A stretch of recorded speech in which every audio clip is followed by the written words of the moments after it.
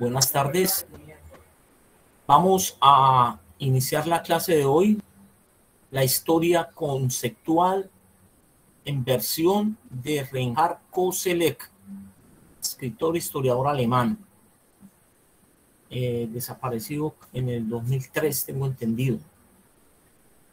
Antes de iniciar las intervenciones de los estudiantes sobre Reinhard Koselleck, especialmente sobre un texto que se llama La historia de los conceptos de Reinhard Koselleck, conceptos fundamentales, Saltel-Sey, temporalidad e histórica, de José Javier Blanco Rivero de la Universidad Central de Venezuela, un texto del año 2012 y que aparece en la revista Politeia, revista de ciencias políticas, Politeia.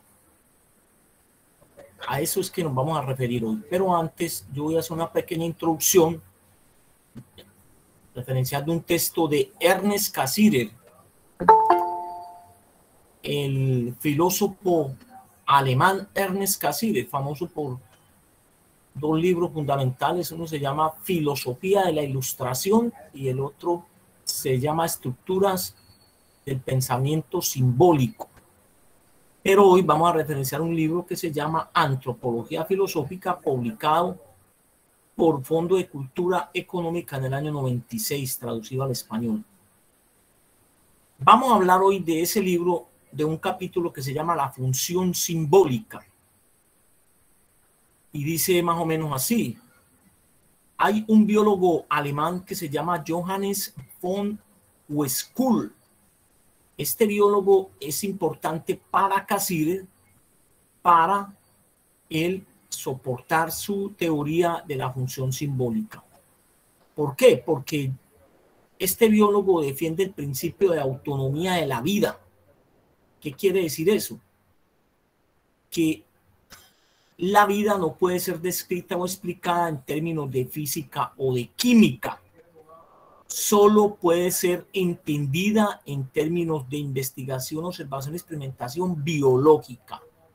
O sea, que para Uexküll la vida solo puede ser explicada desde la biología.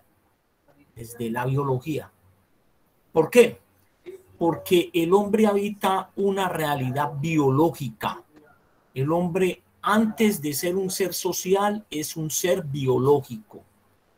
Y se halla dicha realidad biológica inmensamente diversificada, con diferentes esquemas y patrones diferentes.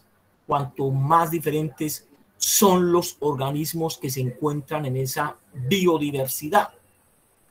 Entre esos seres que habitan esa biodiversidad del planeta está el ser humano. Entonces, para Uexküll, el ser humano no es más que un elemento más del decorado biológico del planeta. Lo más importante es que Uexküll nos deja la teoría monádica para entender la biología del planeta. ¿En qué consiste esa teoría? Dice Uexküll que cada organismo es un ser monádico. ¿Qué quiere decir eso? Que cada organismo posee un mundo propio, porque vive una experiencia peculiar.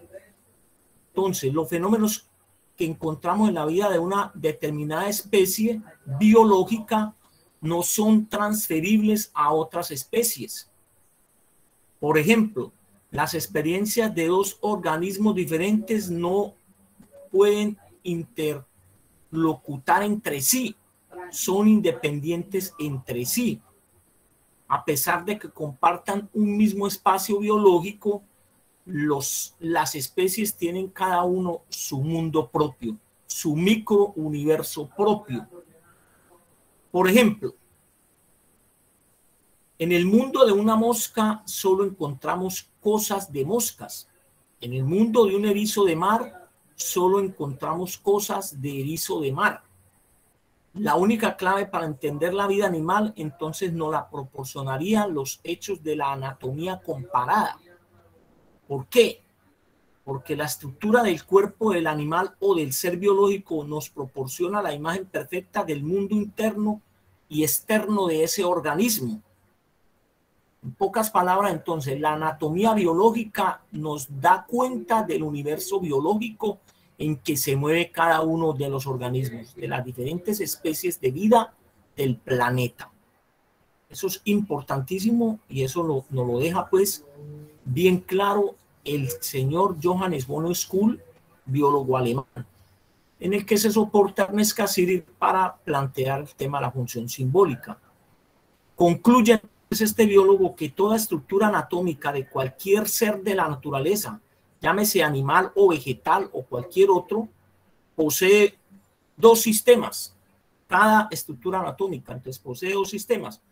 Un sistema receptor, por medio del cual una especie biológica recibe los estímulos externos, y un sistema efector, por medio del cual reacciona dicha especie biológica frente a los estímulos externos. Estos dos sistemas se hallan estrechamente entrelazados formando lo que se llama un ciclo funcional. Ese ciclo funcional es el que nos permite entender de qué manera un organismo en todo ese universo biológico del planeta se desarrolla como tal dentro de su mismo microuniverso, como en relación al espacio en que se mueve. Eso es lo importante. Entonces, puede que en un mismo espacio se encuentren diferentes especies, pero una con la otra no tiene nada que ver. En cada una tiene su mundo. Entonces, una especie puede ser alimento para la otra especie y eso es todo.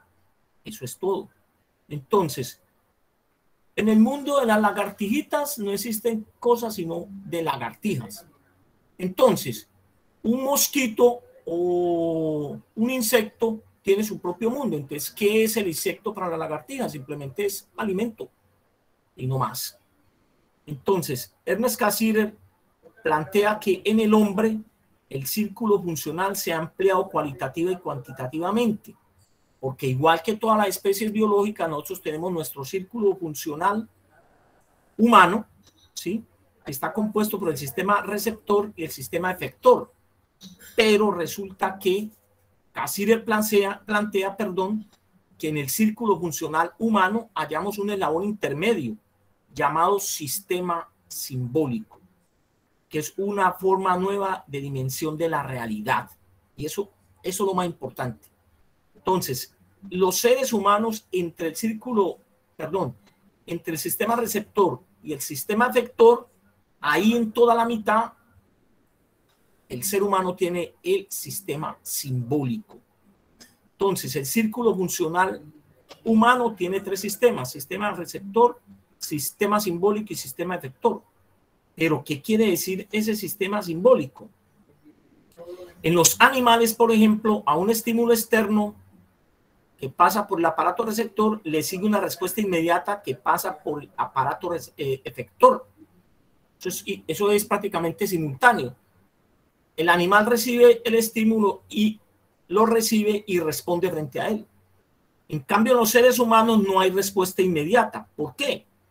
Porque solo para casos de reacción involuntaria al organismo aplica esa respuesta inmediata, porque la respuesta es demorada e interrumpida por un proceso lento y complicado de pensamiento para procesar y adecuar a su interpretación el estímulo externo recibido.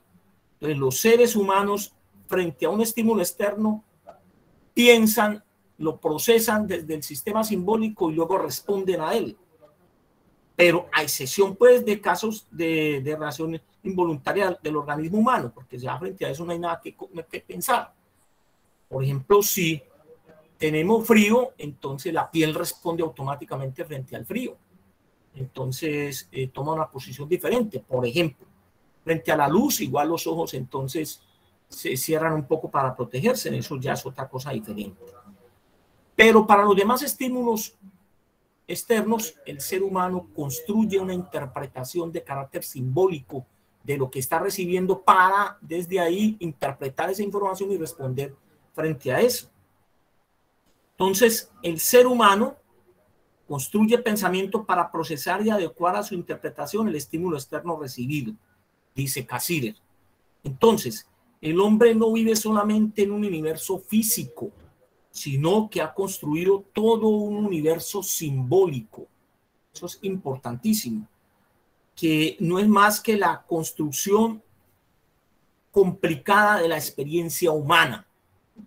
Ese universo simbólico, que no es más que el universo cultural en que se mueve el ser humano, está compuesto por 4 elementos, dice Cassirer, que son el lenguaje, el mito, la religión y el arte. Son las 4 instancias del universo simbólico de los seres humanos, al cual después se agregaría con la modernidad la ciencia.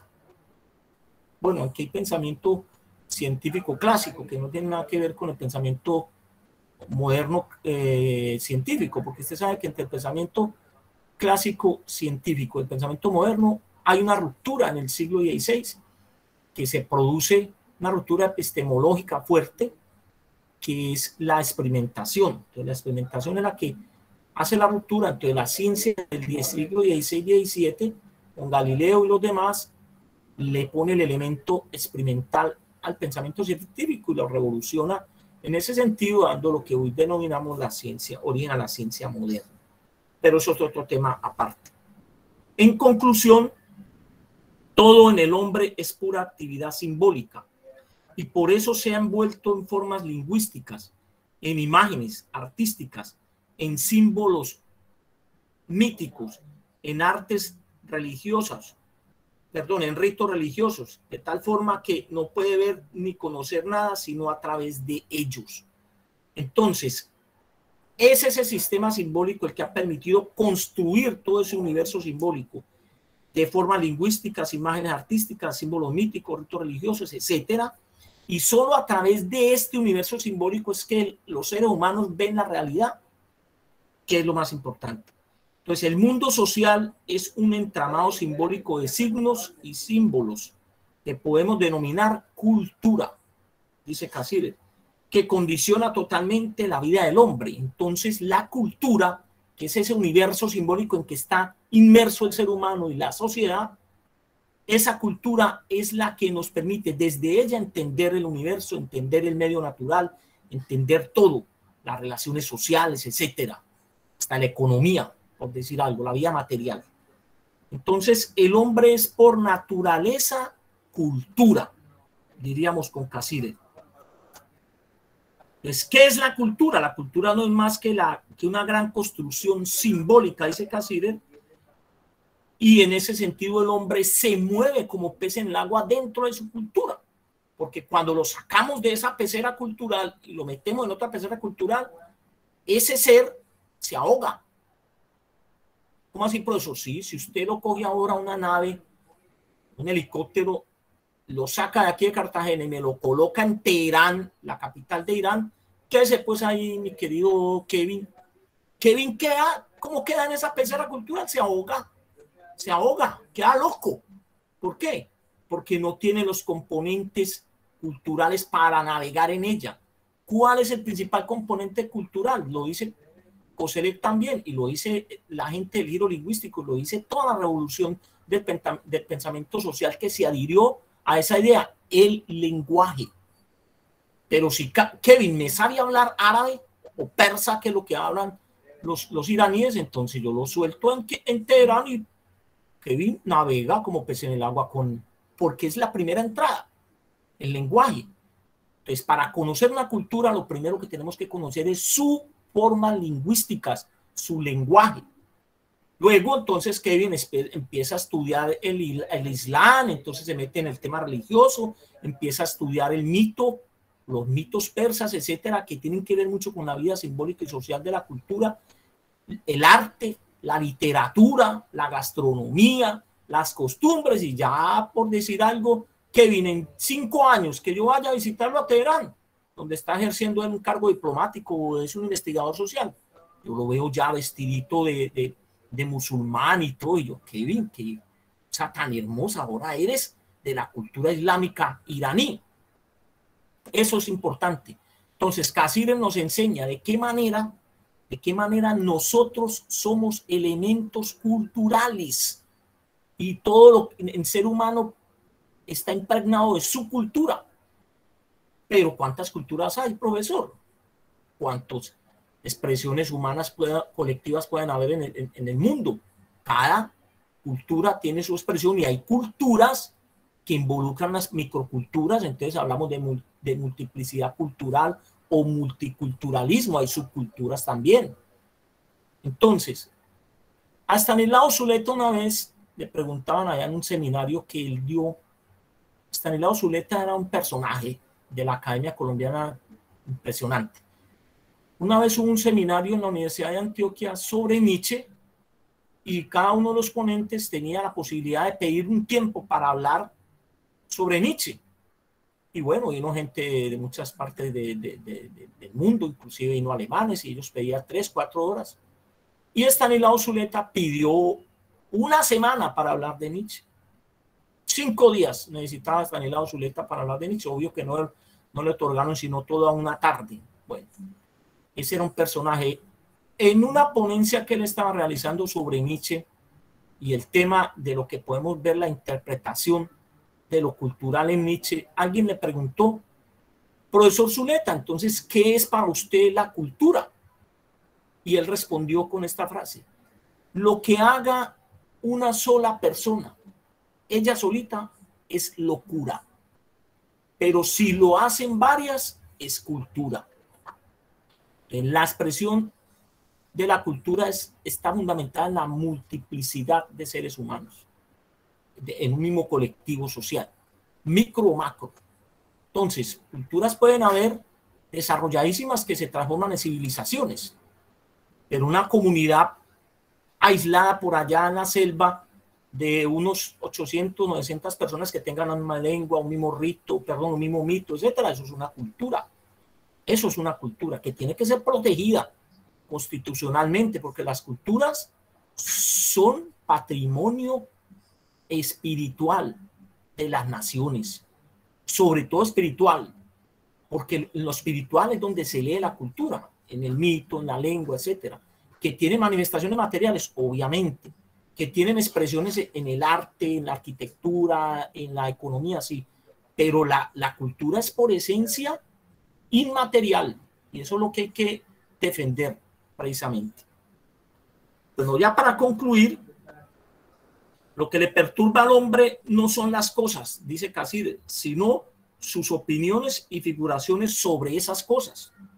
Entonces al hombre no lo perturba la noche, sino lo que él piensa que es la noche. Al hombre no lo perturba la muerte, sino lo que él piensa que es la muerte. Al hombre no lo perturba el amor, sino lo que él piensa que es el amor. Al hombre no lo perturba el universo completo, sino lo que él piensa que es ese universo. En conclusión, entonces, en lugar de definir al hombre como un ser racional, como lo definió de cierta manera el pensamiento ilustrado, o un ser político, como lo definió Aristóteles, el hombre es ante todo un ser simbólico. Eso es lo más importante. Un animal simbólico, dice Caside. Yo los invito a leer el texto de Ernest Cassirer, ya los voy a mandar al correo, y cómo encaja aquí Koselleck, que es lo que me interesa a mí explicar. Koselleck lo que plantea con su propuesta de la historia conceptual es que la historia como tal se mueve en el universo lingüístico, se mueve en las formas lingüísticas. Entonces, como se mueven en formas lingüísticas, las formas lingüísticas se expresan en conceptos. Entonces, cuando nosotros miramos un documento del siglo XIII, XIV, un documento griego, etcétera, lo vemos es a través de un universo lingüístico que tiene expresiones en palabras y conceptos. Entonces, la herramienta por excelencia del historiador para Koselleck es ese universo lingüístico que nosotros llamaríamos con Cassirer, ese universo simbólico de la lengua, de las expresiones lingüísticas. Ese es el material del historiador según Koselleck. Y bueno, ya ahí desarrolla toda su propuesta. Entonces él tiene 3 grandes vertientes o fuentes de las que él bebe, que son Gadamer, que es Kant, el neocantismo alemán, y Martin Heidegger. Pues él, con base en esas tres, diríamos, herramientas filosóficas y conceptuales, construye su propuesta de la historia conceptual. Eso es lo más importante. Entonces yo no me voy a adelantar porque no es mi papel en este momento, sino que le voy a dar la voz a ustedes para que se expresen sobre Reinhard Koselleck. Entonces, en ese orden de ideas, le doy la palabra al señor Kevin Duván Rodríguez. Buenas tardes, Kevin. ¿Cómo vamos? Buenas tardes, muy bien. A todos ustedes, compañeros, profesor. Bueno, yo voy a comenzar con la parte de la introducción, ¿sí? Entonces, Reinhard Koselleck fue un historiador, pensador y erudito transdisciplinario alemán. Los aportes de Koselleck se concentran en la comprensión de los grandes procesos sociopolíticos de la modernidad. Se le conoce como el principal teórico de la llamada historia conceptual, la cual debatiremos en la clase de pensamiento hoy 20 de octubre del 2021. Bueno, Koselleck es un admirador es muy admirado por muchos investigadores, lo que le ha permitido una gran divulgación de sus contenidos en Europa, en particular en el mundo anglosajón, quien se interesa sobre la historia conceptual de la que venía hablando el profesor anteriormente. El prestigio intelectual de esta historia intelectual anglosajona ha progresado en el tiempo y a su vez, con ello los nuevos enfoques metodológicos de investigación como lo es la semántica. Con relación a Iberoamérica y con base a estos nuevos enfoques metodológicos del mundo anglosajón, se ha propuesto escribir una historia semántica de la política iberoamericana. También se ha impulsado una corriente historiográfica que apunta a reescribir la historia de América. Esta historia de los conceptos es fundamental para Koselleck, ya que según él, la condición de la posibilidad de la historia como ciencia está en la percepción lingüística de acontecimientos y experiencias a través de conceptos. Entonces, en la clase de hoy, ponemos de centro en comprender las propuestas de este historiador alemán. Así que como punto de partida, la exposición se desarrollará sobre los lineamientos generales de Koselleck, que instauró en la presentación del diccionario, asimismo las bases teóricas de su propuesta, seguidas de un programa de investigación. Además, se explicará la presencia de un periodo bisagra, que es una de las conclusiones históricas principales de Koselleck. Después se expondrán los elementos esenciales de su teoría de los tiempos históricos y para terminar, un planteamiento de las críticas hacia Koselleck y las diferentes miradas que ha tenido desde la práctica. Listo, profe. Muchas gracias, Kevin. Excelente. Demos la palabra a Juan Esteban. Juan Esteban tiene la palabra. Háganos la presentación de la biografía de Reinhard Koselleck.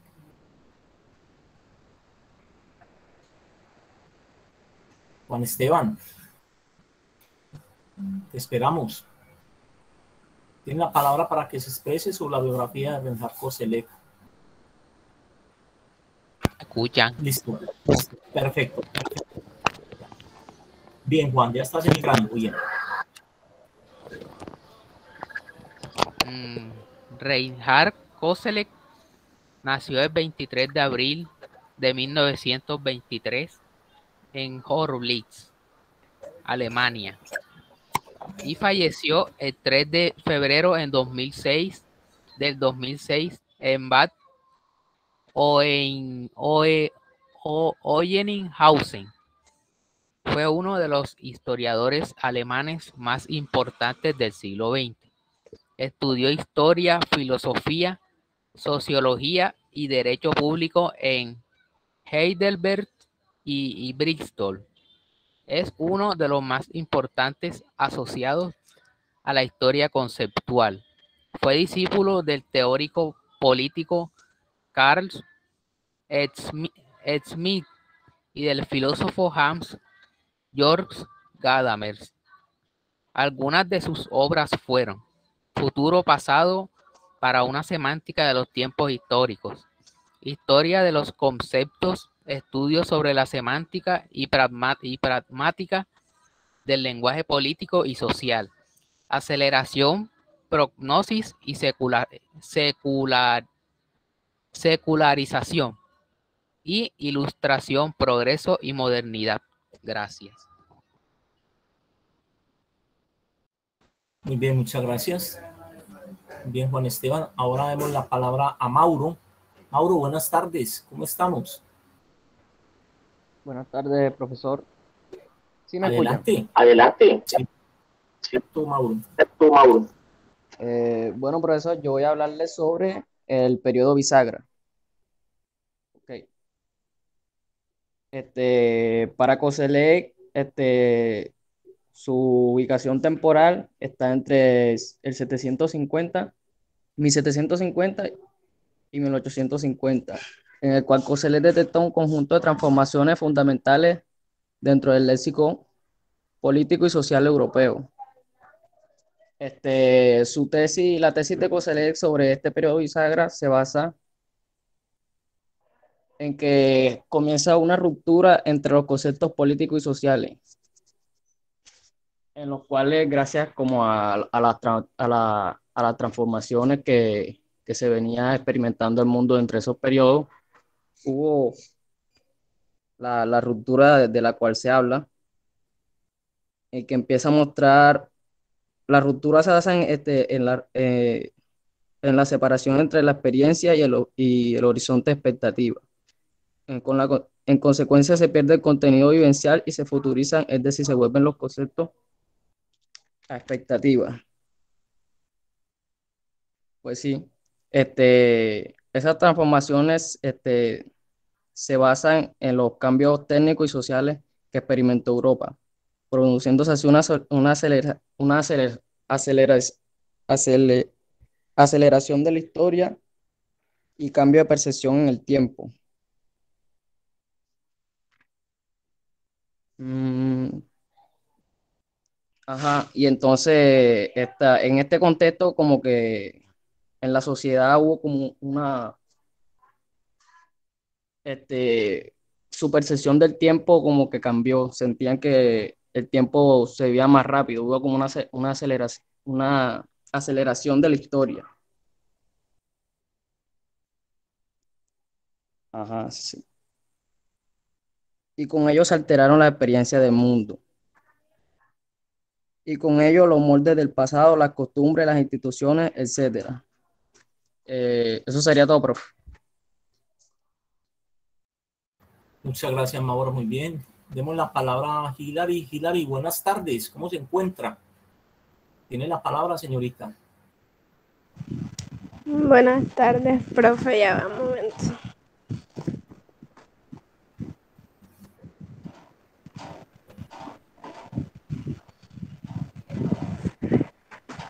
Bueno, a mí me toca hablar sobre tiempos históricos.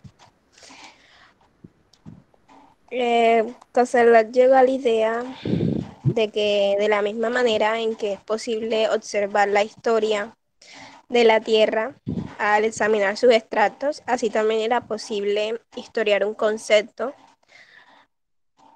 Y de esto surgió una idea que es la siguiente: un concepto tiene de manera general una estructura dual, semántica y pragmática, y esto conlleva tres elementos fundamentales. La primera es la estructura de repetición.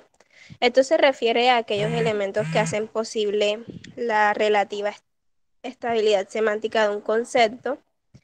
El segundo elemento fundamental es novedad. Esto se refiere a los acontecimientos tanto lingüísticos como no lingüísticos. La tercera es generatividad, pues da cuenta de las diferencias en experiencias y expectativas que se producen entre una generación y otra.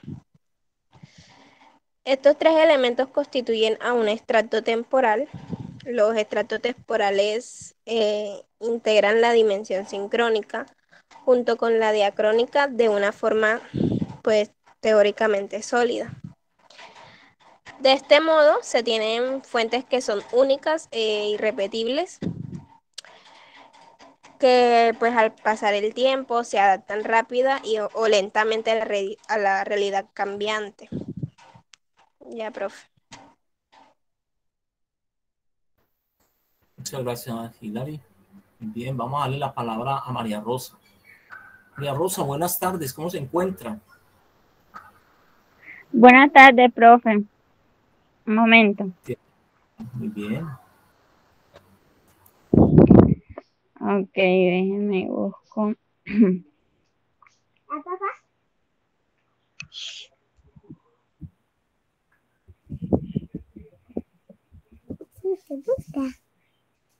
Profe, yo hoy voy a hablar sobre el periodo bisagra. Me propongo exponer que el periodo bisagra es un periodo durante el cual se experimenta una aceleración de la historia, el cual contiene en el léxico político y social de Europa. Entre 1750 y 1850, Koselleck, durante esta etapa, lo político-social toman una ruptura entre un espacio y horizonte de expectativas. Según el autor, la tesis de Sattelsit no es constitucional a la metodología de la historia conceptual. En consonancia con lo anterior, la sociedad europea tuvo un cambio técnico y social. Se infiere que debido al gran desarrollo, el tiempo se sentía más rápido y fue donde se cambió la perspectiva del tiempo, alterando un poco la percepción del mundo y la vida cotidiana de las personas. Esto perdía vigencia y el hombre debía encarar un futuro más abierto. Avanzando con nuestro razonamiento, el autor escribe 4 características las cuales pueden desarrollarse de forma conceptual: la democratización, la ideologización, la temporalización y la última, pero no menos importante, la politización. Ya.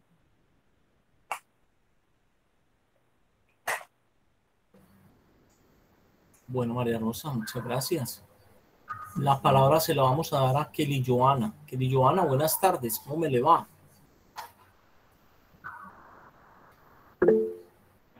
Buenas tardes, profe. Señorita, tiene la palabra, buenas tardes. Bueno, profe, yo en sí, en la clase pasada, yo no estuve hasta el final de la clase. Yo pregunté y no me habían explicado qué era lo que había que hacer. Pero a mí me llegó la lectura sobre Koselleck. Entonces yo investigué sobre los fundamentos que hablaban ahí en la lectura. Entonces no sé si puedo hablar sobre eso. Bueno, ya estamos terminando el curso. Si yo no voy a clase y me manda el profesor un documento y no me asigna tema, yo me leo el documento, como todos tenemos que leer el documento. Por eso tenemos una semana para leerlo. Y luego ya cuando yo lea el documento, le digo al profesor, profe, entonces, ¿de qué le hablo? Ya que usted no me asignó tema. Entonces yo le digo, hable de lo que a usted le llame la atención del documento, haga una síntesis de una parte o hable de todo el documento. Entonces, tiene la posibilidad, Kelly, de que nos hable de lo que a usted le llame la atención, de lo que usted crea importante. ¿Listo? Ok. No hay problema. Entonces, sobre el documento, lo que más me llamó la atención fue, yo resalté varios puntos. Y uno es que describen el problema como cómo escribir la historia desde un concepto. Teniendo en cuenta ese problema, nos describen, digamos que ponen como por ejemplo a Hegel, que dicen que Hegel nos presenta la pluralidad e historicidad para aprender los conceptos, pero en cambio Koselleck enfatiza la simultaneidad de lo sincrónico y lo asincrónico como una particularidad de los mismos. Es decir, que estos actualizan significados basados en un presente determinado como si formasen parte de él. O sea, Koselleck pretende dar cuenta del campo político-social que tejen los conceptos, de modo que cuando se hace la historia de un concepto, se tiene en cuenta que se hace la historia, digamos, de varios conceptos interconectados. Hay una parte que yo resalté que dice que la historia de los conceptos desarrollada por Koselleck no parte de una teoría de los actos del habla, sino por lo contrario, su punto de partida está en, no sé cómo se pronuncia el nombre, Gadamer, Hayden y Kant. Digamos que él parte de las investigaciones que hace respecto a estos estudiosos.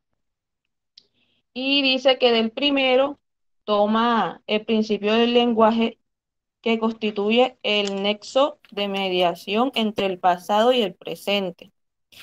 De Kant y de Hegel obtiene los fundamentos de una antropología filosófica, en cuyas categorías trascendentales encontrará los marcos en los que se despliegan los conceptos. También dice que Coseller elabora la categoría de los conceptos a partir del neocantianismo y sostiene que un concepto es un juicio disyuntivo contemplado tanto desde la perspectiva del análisis como de la síntesis. Es decir, un concepto es una red de distinciones que discriminan lo que es propio de lo que se define y de lo que no lo es. Eso es todo, profe. Bien, muchas gracias, Kelly, muchas gracias. Demos la palabra a Profe, Grace. usted disculpa. Eliasí tiene la palabra. Sí, perdón. Tiene la palabra usted, luego seguimos con Grace. Tiene la palabra Eliasí. Buenas tardes, disculpe. ¿Voy yo, profe? ¿O Grace? Bueno, ya leí yo. Buenas tardes, compañeros. Mi nombre es Eliasí, como todos me conocen. A mí me tocó sobre el periodo de la bisagra.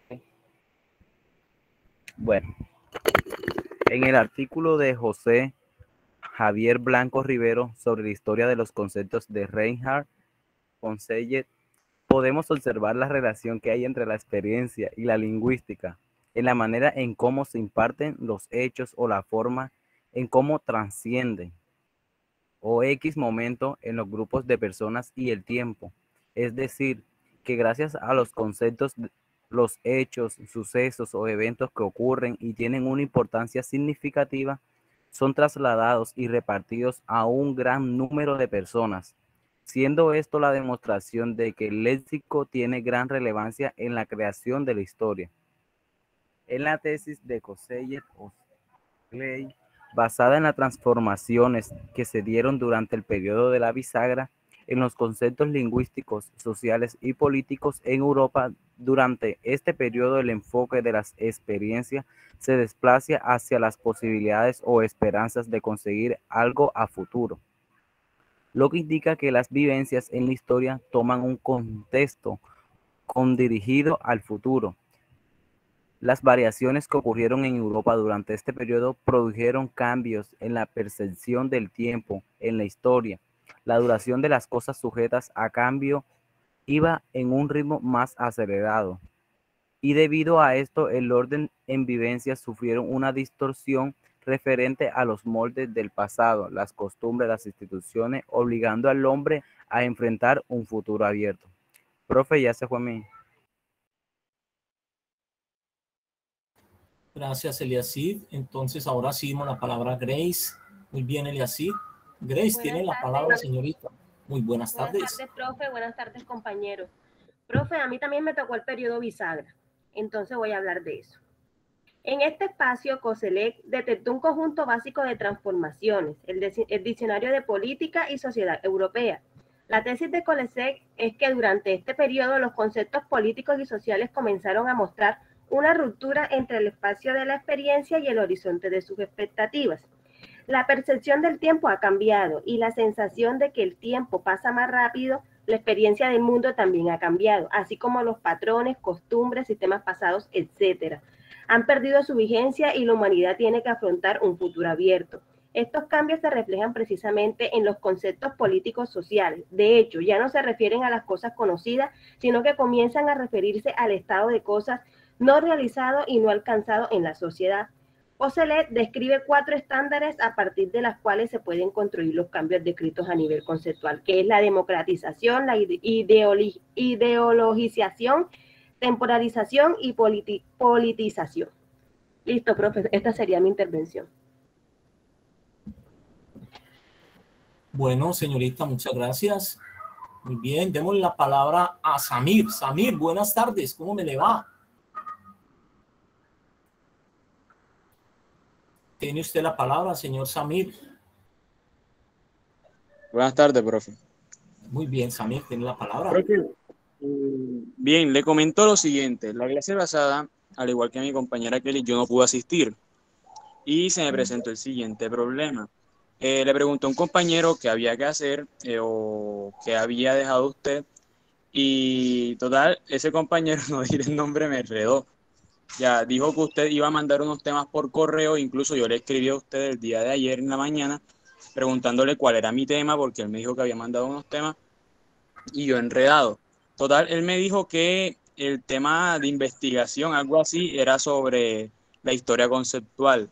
Y como yo no sabía lo de la lectura tampoco, o sea, me llegaron varios correos y no vi el de la lectura, o sea, ya eso es un error mío. Yo me tomé el atrevimiento de investigar sobre la historia conceptual por Google. No sé si usted me da la oportunidad de decirle lo poquito que investigué, para ser sincero. Eliasid, independiente de todo lo que pueda haber pasado, eso es lo que tenías que hacer, hiciste lo correcto, ¿sí?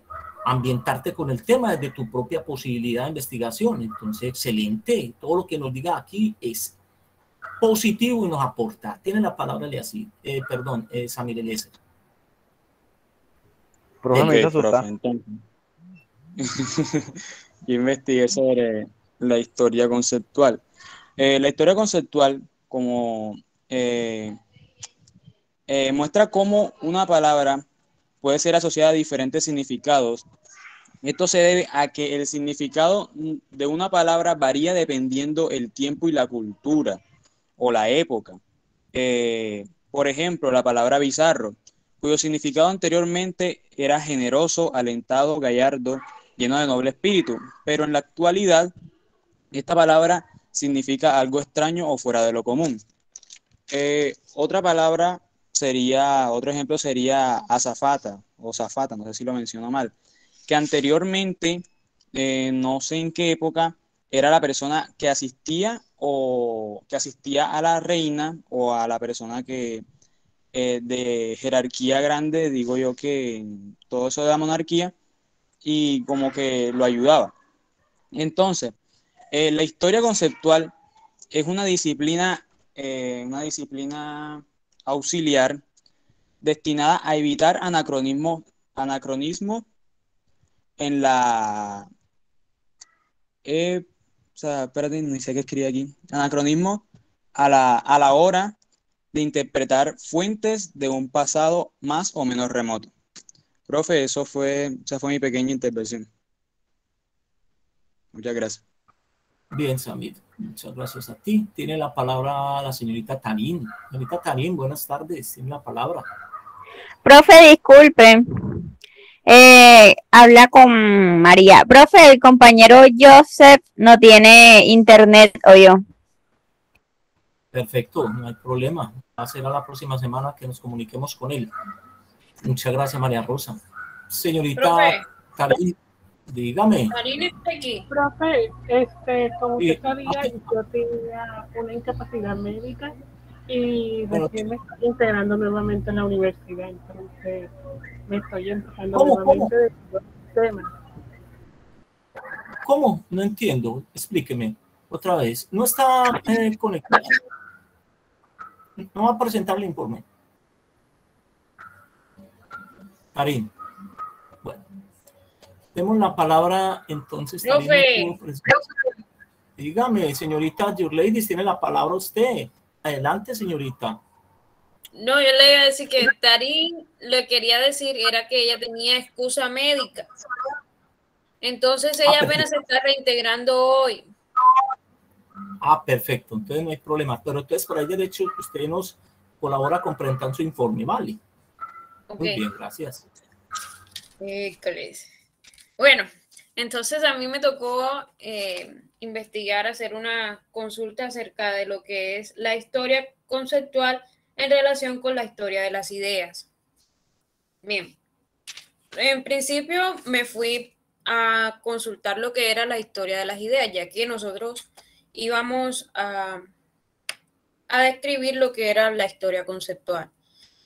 Bien, entonces, la historia de las ideas toma fuerza en el siglo XX en América con Arthur Lovejoy. Bien, también la historia de las ideas en Europa se dio pero con un nombre diferente, Historia des Mentaliers, de las escuelas de los anales a partir de líneas de investigaciones. Es conocida como un campo de estudio y es una rama de la historiografía que estudia la determinación y evolución de las ideas expresadas a reconstruir historias expresadas o reconstruibles a través de las distintas producciones culturales. Existen muchas historias de las ideas. Hay política, económica, psicológica, pedagógica. Es un campo que abraza muchas historias. Es fundamental para otro tipo de historias.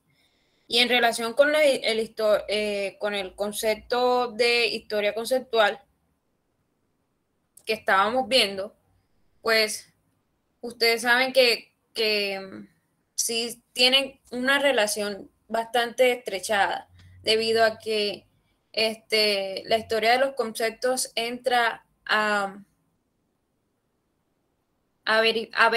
analizar distintos conceptos tan claves en la historia que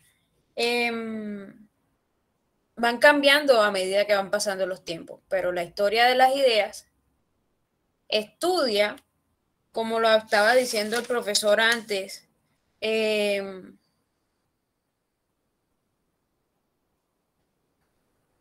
se marca en estudiar no solamente el qué es, sino por qué es.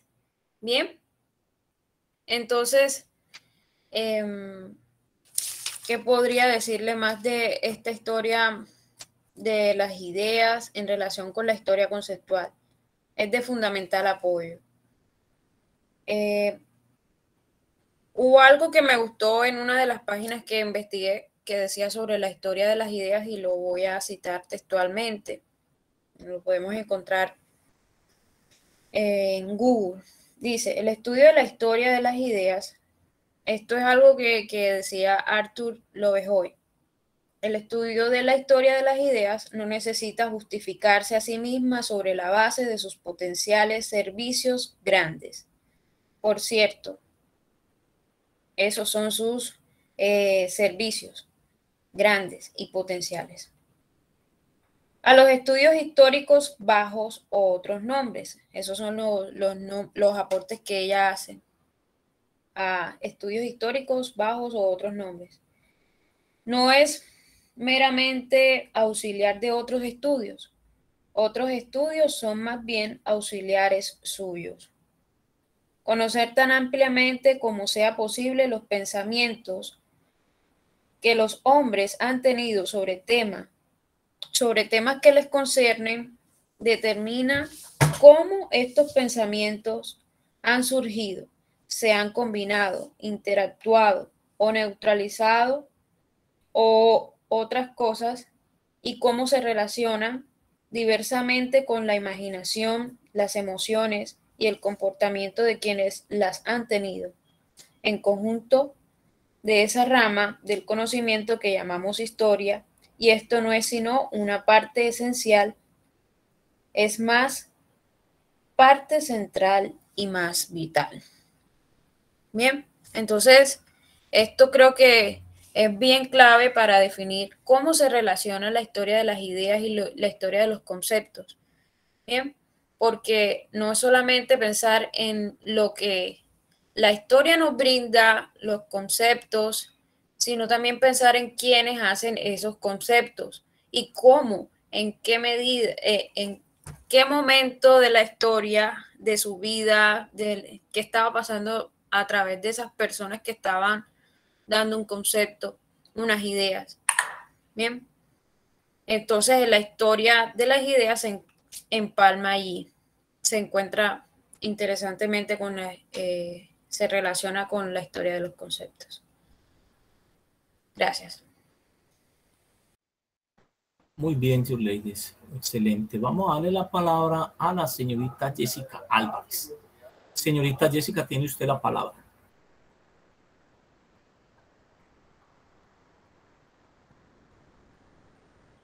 Bueno, entonces démosle la palabra al Arlen María Atencio. Señorita Arlen María, tiene la palabra. Hola, profe. Profe, así como varios de mis compañeros, yo no pude asistir por problemas, pues no tenía luz la clase pasada y pues decidí hacer mi informe sobre el periodo bisagra. Ok. Este periodo ocurrió entre los años 1750 y 1850. Kosellev lo describe como un conjunto de cambios primordiales en el léxico político y social europeo de ese tiempo. Estos cambios produjeron una aceleración de la historia, en la cual la percepción del tiempo cambió. Ya, profe. Ok, estos sucesos se reflejan en gran parte en el uso de los conceptos políticos sociales y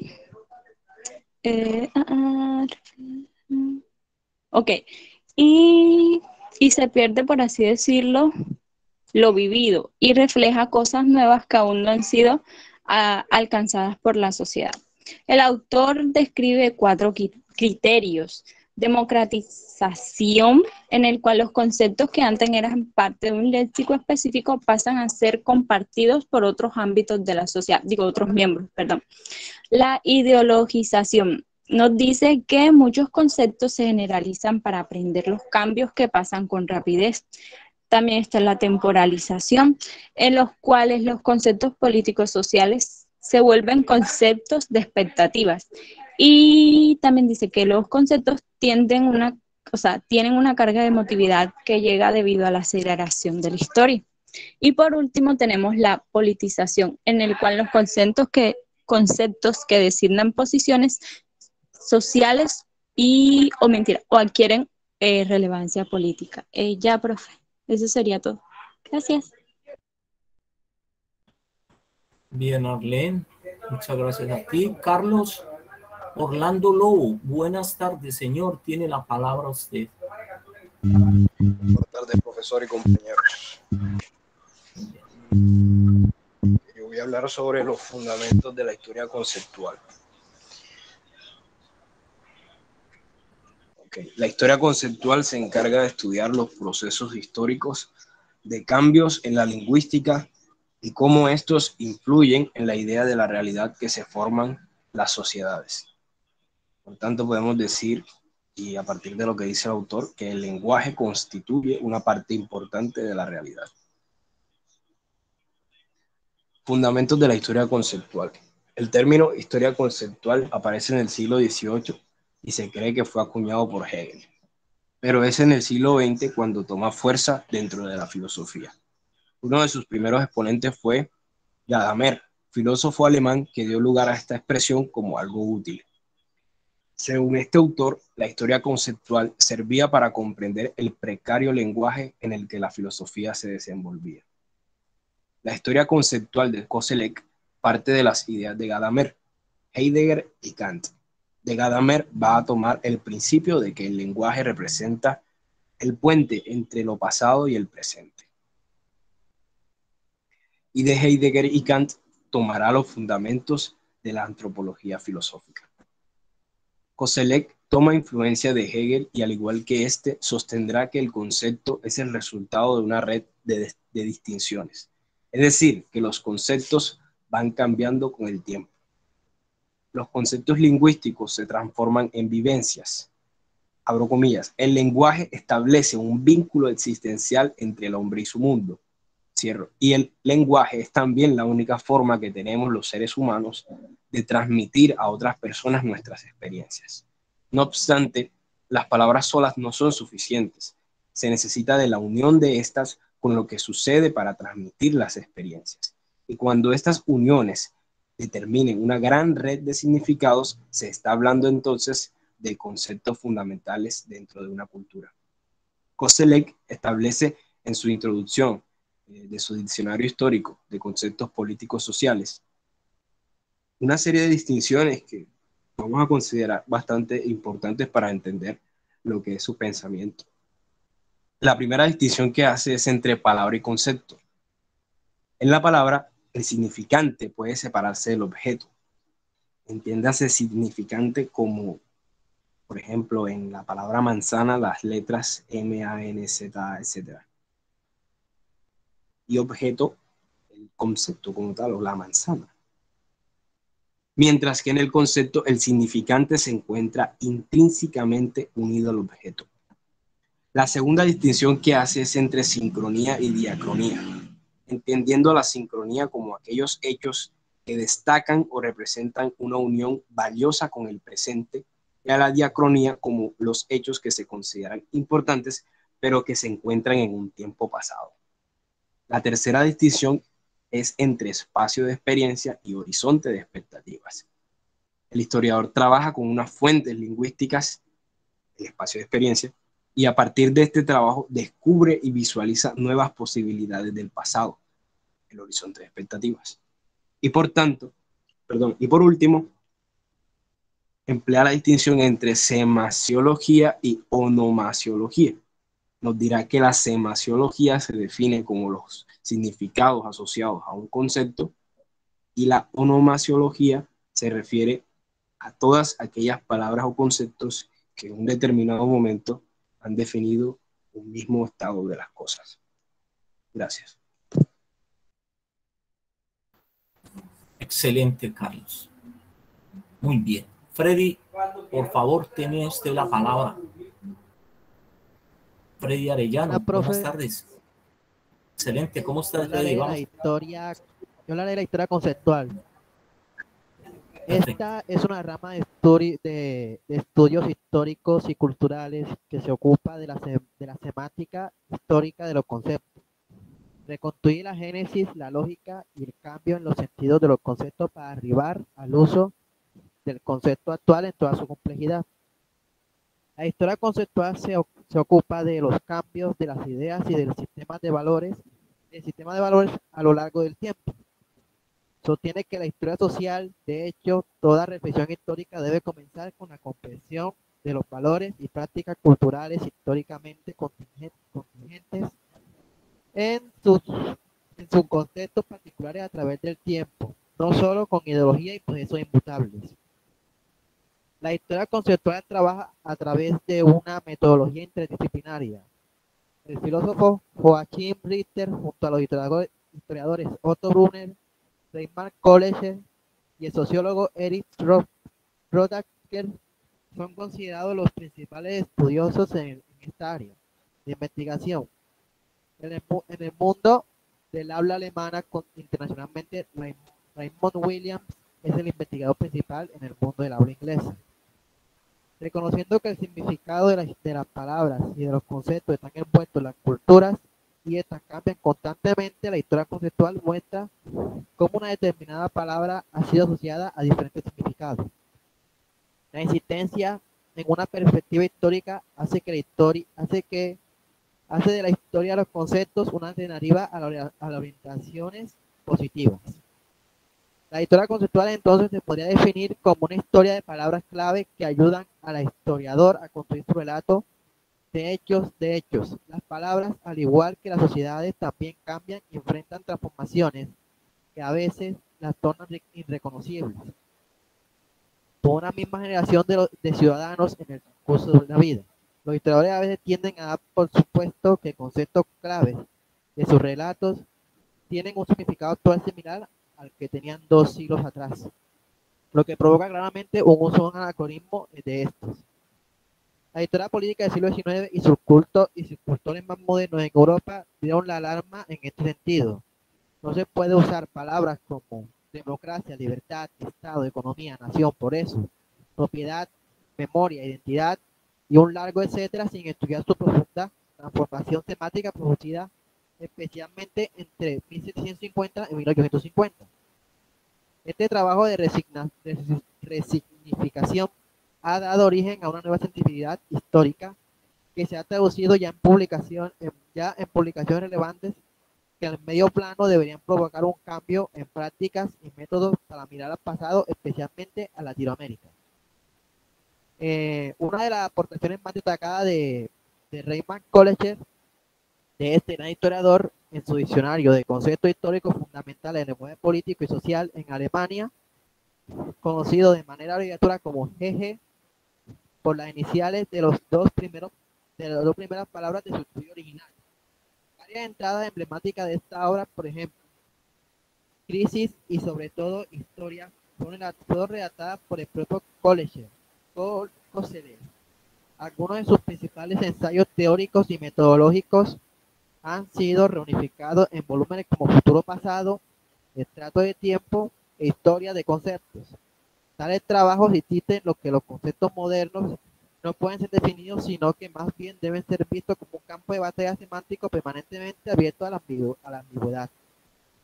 La polisemia y la disputa entre los agentes históricos señala asimismo que ciertos conceptos constituyen al mismo tiempo concentrados lingüísticos temporales que van depositando las experiencias históricas de una sociedad y de matrices que moldean los cambios futuros.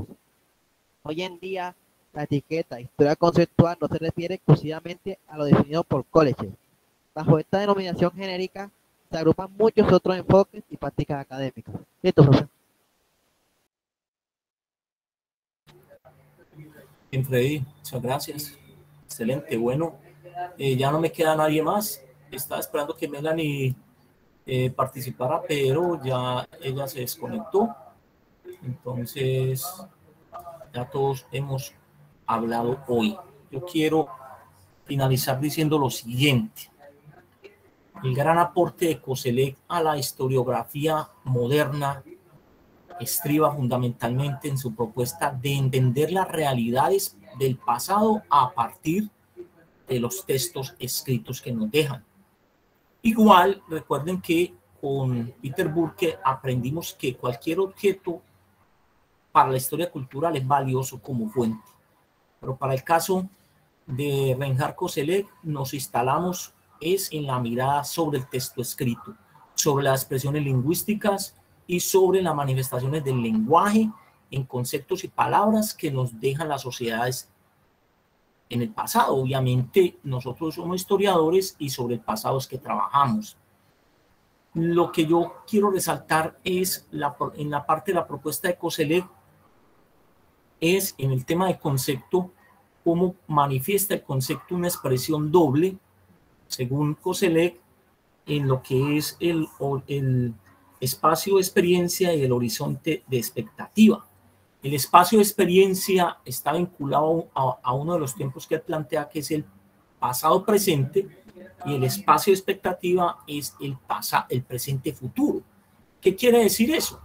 Que los conceptos para Koselleck tienen un origen histórico, producto de una experiencia muy particular que viven las sociedades para producir particularmente ese concepto. Pues dentro de las experiencias que produce la vida social y cultural de una nación, de un conglomerado social, el concepto emerge como efecto de esa experiencia. El concepto entonces tiene vida propia en el sentido en que las sociedades lo crean, lo ponen en movimiento, en circulación, y el concepto como tal se transforma en el tiempo. Eso es importante. El concepto entonces viene a ser un agente de la historia. En ese sentido, el concepto nos llega en el presente y tiene una potencialidad de moverse hacia el futuro en forma de lo que llamamos expectativa o horizonte de expectativa. Entonces, el concepto para Koselleck entonces se mueve en esas dos dimensiones, viene de atrás, circula en las sociedades, se potencia hacia el futuro como expectativa, y en ese sentido los conceptos tienen un ciclo de vida. Los conceptos entonces bajo esa expectativa nacen, crecen, se desarrollan, se multiplican, se conectan con otros y desaparecen también. Tienen pues su horizonte de expectativa final, que es cuando ya no representan ningún tipo de utilidad, porque recuerden que estamos hablando de la pragmática que Koselleck habla el concepto. El concepto entonces tiene una parte de significado significante lo que representa y lo que expresa como tal, y que la parte de la pragmática es más importante porque es la que te permite entrar,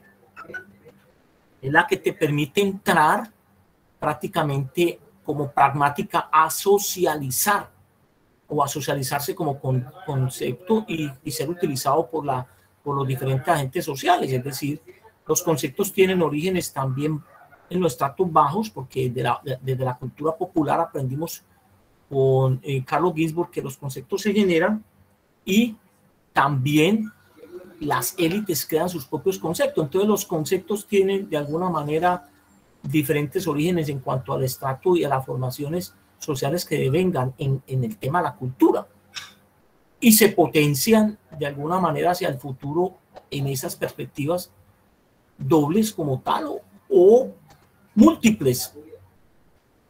Entonces Koselleck nos ha enseñado de qué manera el aparato conceptual de una nación es el agua en el que se mueve la historia. Es decir, la historia se mueve en esas aguas del aparato conceptual que producen las naciones. Bueno, para la próxima semana yo voy a cerrar el curso de pensamiento histórico con un tema. El tema es la historia del presente. Entonces, ¿qué vamos a hacer? Yo les voy a dejar un material, es decir, un documento sobre la historia del presente, pero cada uno de ustedes va a hacer su consulta muy individualmente sobre qué es la historia del presente. Entonces, para complementar lo que yo les dejo como material, y cerramos la próxima semana este curso hablando de eso. Entonces, ¿alguien quiere agregar algo? No sé. Bueno, entonces Profe, nos vemos. Eliasí tiene la palabra. ¿Alguna pregunta? No, profe, que usted va las pautas del ensayo final las va a dar la próxima clase cuando ya está con el tema ese, ¿cierto? No, las pautas se dan en la clase del 3 de octubre. Sí, en la clase del 3 de octubre bueno. se dan las... Del 3 de octubre no, el 3 de noviembre, porque estamos cerrando octubre, entonces la primera semana de noviembre, antes de salir, de cerrarse el curso que cierran los cursos del 5 de noviembre, hacemos ese taller, que lo vamos a hacer aquí en vivo y en directo. Para la otra semana, que todavía no ha terminado octubre, entonces trabajamos historia del presente y así. Es consulta personal, pero esa consulta personal que cada uno va a hacer sobre la historia del presente, la va a complementar con un documento que ya mismo les voy a colocar en la carpeta. Les voy a colocar dos documentos, el libro del profesor Casider y el documento de la historia del presente. Muy bien. ¿Alguna pregunta? Listo. Entonces nos vemos la próxima semana. Un abrazo, cuídense mucho y entonces quedamos así. Ok, hasta luego. Chao, profe. Chao, profe. Muchas gracias. Hasta luego. Hasta luego. Chao, profe. Hasta luego.